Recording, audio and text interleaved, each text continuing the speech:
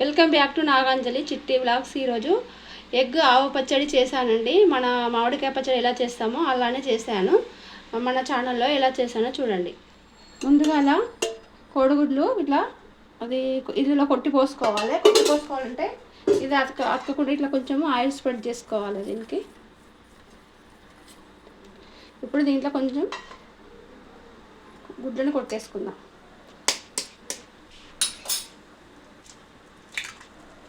Egg పచ్చడి.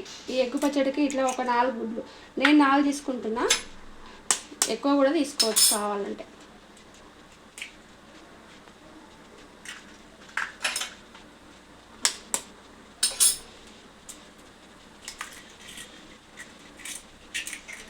ఇట్లా ఒకసారి ట్రై చేసి చూడండి. ఇట్లా కొట్టినాక ఒక 1/2 స్పూన్ కారం వేసుకోవాలి. కొంచెం మనకు ఇది తిన్నప్పుడు కొంచెము సప్పగా ఉండకుండా ఉప్పు కారం, కొంచెం అది సాల్ట్, కారం సాల్ట్,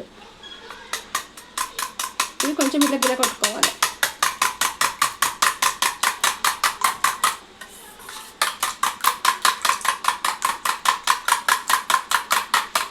కారం వద్దు అనుకునే వాళ్ళు పెప్పర్ కూడా వేసుకోవచ్చు అండి దీంట్లో.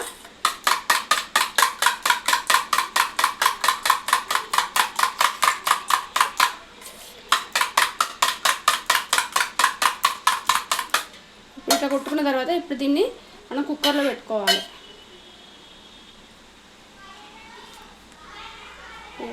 ఇట్లా కుక్కర్లో పెట్టుకొని దీని మీద మూత పెట్టుకోవాలి. ఇట్లా ఇప్పుడు దీనికి ఇది క్లోజ్ చేసేద్దాం. ఇట్లా ఒక 2-3 విజిల్స్ వస్తే సరిపోతుందండి. ఇట్లా కుక్కర్ పెట్టుకున్న తర్వాత అప్పుడు చూపెడతాం మళ్ళీ.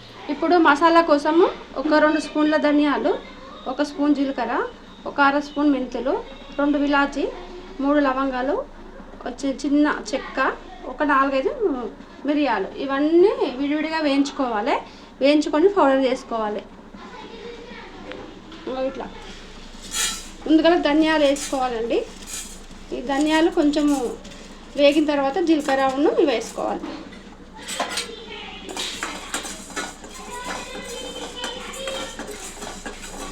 ఇది కొంచెం వేగింది అనుకున్నప్పుడు ఇది ఇప్పుడు జీలకర్రను మెంతులు కూడా వేసేసుకున్నాం.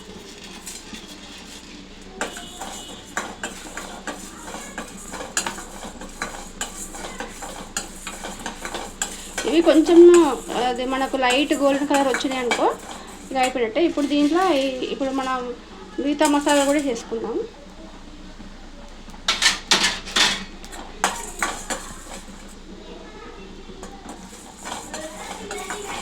ఇవి కొంచెం మంచిగా ఫ్రై కావాలి. ఈ ఫ్రై అయిన తర్వాత వీటిని ఏం చేయాలంటే మొత్తం మిక్సీ పట్టుకోవాలి. ఈ మిక్సీ పట్టుకున్నాక చూపెడతాం మళ్ళీ. ఈ ఆవాలు ఒకటి విడిగా వేయించుకోవాలండి. ఒక 2 స్పూన్లు వేసిన ఆవాలు. అంటే ఈ ఆవాలు ఏంటంటే ముందు వేయించినామనుకో అవి మాడిపోతాయని నేను ఇది వెనుకకి వేస్తున్నాను. ఇది కొంచెం లైట్గా వేగితే చాలు ఆవాలు. ఇప్పుడు బంద్ చేసుకుందామండి, సరిపోతాయి. ఇంకా చిటిచిట అన్నాయంటే సరిపోతుంది. ఇప్పుడు ఇవన్నీ ఒకసారి మనం మిక్సీ పట్టుకుందాం. ఈ పుల్లన్నీ ఇవన్నీ మిక్సీ పట్టుకున్నాక చూపెడతాను.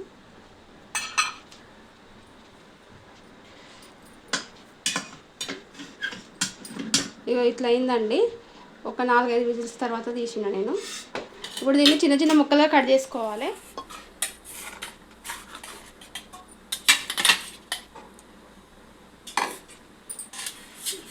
దీన్ని ఇట్లా చిన్న చిన్న ముక్కలు కట్ చేసుకోవాలి.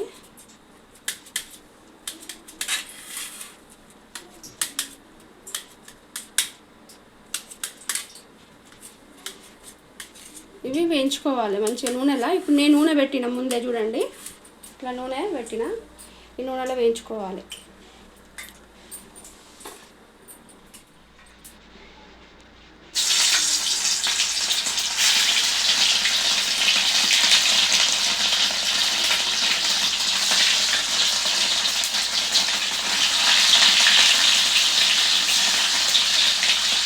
ఇవన్నీ ఇట్లా ఒక్కొక్కటి కొన్ని వేయించుకోవాలండి. ఒకటేసారి వేసుకోకుండా కొన్ని తీసుకొని వేయించుకొని మళ్ళీ పక్క పెట్టుకొని మళ్ళీ వేయించుకోవాలి. ఇవి వేయించితే ఇట్లా నీసు వాసన కూడా రాకుండా ఉంటుంది. ఇవి మంచిగా కొంచెం బ్రౌన్ కలర్ అయ్యేంత వరకు వేయించుకోవాలి.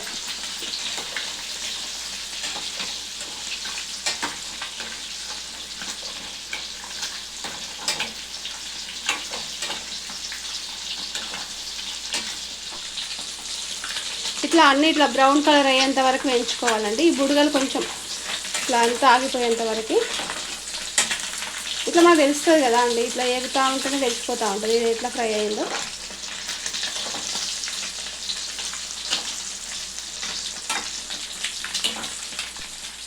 ఇగో ఈ కలర్ వచ్చిందంటే అయిపోయినట్టేనండి. ఇగో ఈ కలర్ రావాలి.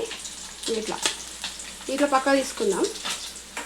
సేమ్ మళ్ళీ ఇంకొకసారి కూడా అట్లనే వేసుకొని పక్క తీసుకున్న తర్వాత మళ్ళీ చూపెడతాను. నేను అన్నీ వేయించుకున్న తర్వాత చూపెడతాను.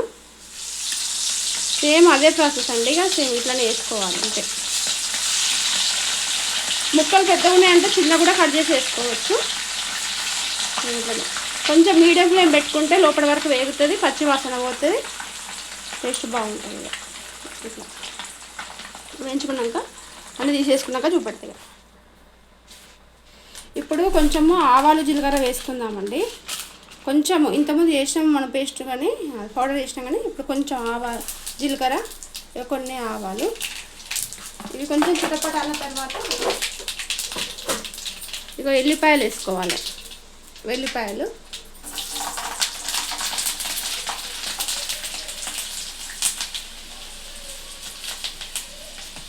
దీంట్లోనే ఒక 3 స్పూన్లు అల్లం వెల్లిగడ్డ పేస్ట్,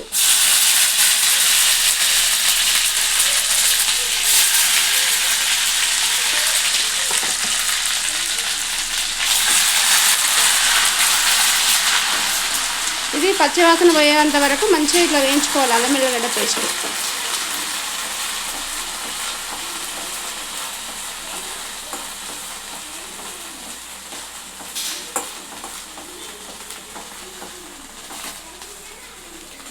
ఇప్పుడు దీంట్లో మనం ముందు పొడి చేసి పెట్టినాం కదా, ఈ పొడి వేసుకోవాలి.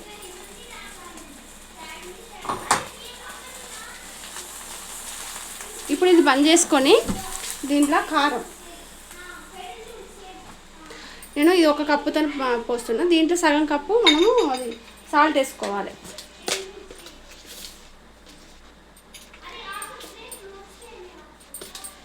ఇట్లా సాల్ట్ ఒక సగం కప్పు వేసుకోవాలి. కాకపోతే అది సాల్ట్ తక్కువ వేసుకోవచ్చు కానీ ఎక్కువైతే కష్టం కదా, అందుకనే సాల్ట్ మాత్రం చూసి వేసుకోవాలి. ఇది కొంచెం మంచిగా ఫ్రై అయిన తర్వాత ఈ వేడికే ఈ కారం మంచిగా ఫ్రై అవుతుంది. ఇప్పుడు ఈ నూనె మనం తక్కువ ఉందంటే తర్వాత మళ్ళీ వేడి చేసుకొని పోసుకోవచ్చు. ఇట్లా ఫ్రై అయింది కదా, ఇప్పుడు మనం ఈ ఎగ్ ఉంది కదా, ఈ ఎగ్ను ఇలా వేసేసుకుందాం ఫ్రై చేసి.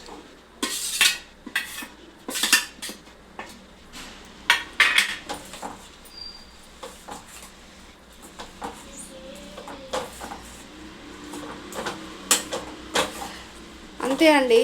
నా వీడియో నచ్చినట్టయితే లైక్, షేర్, కామెంట్, సబ్స్క్రైబ్ చేసుకోండి. ఈ ఎగ్ పచ్చడి ఎలా ఉందో కామెంట్లో చెప్పండి. ఇగో ఇట్లా అయింది కదండి. ఇప్పుడు దీంట్లో ఇది చల్లగైన తర్వాత నిమ్మకాయ పిండుకోవాలి. ఈ నిమ్మకాయ పిండితే అప్పుడు ఇది ఊరుతుంది. అప్పుడు ఊరినాక ఈ సాల్ట్ కూడా కరుగుతుంది కదా, అప్పుడు మనకు నూనె ఎంత తక్కువ ఉందో అప్పుడు మళ్ళీ వేడి చేసుకుని పోసుకోవచ్చు.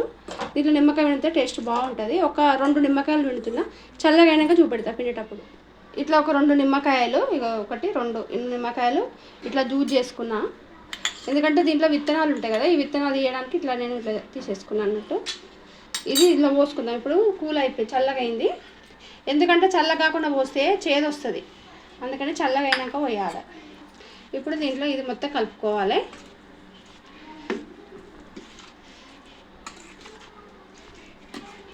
ఇక టేస్ట్ అయితే చాలా బాగుంటుందండి. పిల్లలకైతే స్కూల్కి పోయేటప్పుడు కూడా ఇట్లా కొంచెం మనం బాక్స్లో పెట్టించినామనుకో చాలా బాగుంటుంది పిల్లలకైతే.